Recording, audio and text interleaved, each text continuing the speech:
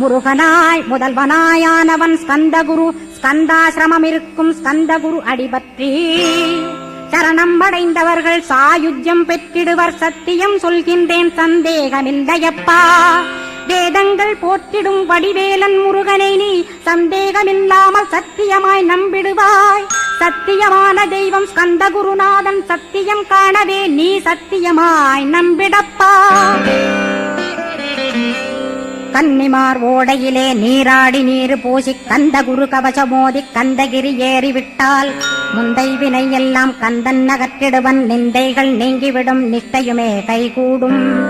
கன்னிமார் ஓடை நீரை கைகளிலே நீ எடுத்து கந்தன் என்ற மந்திரத்தை கண்மூடியுருவேற்றி உச்சியிலும் தெளித்து உட்கொண்டு விட்டிட்டால் சித்தமலமகன்று சித்த சுத்தியும் கொடுக்கும். கன்னிமார் தேவிகளை கன்னிமார் ஓடையிலே கண்டு வழிபட்டு கந்தகிரி ஏறி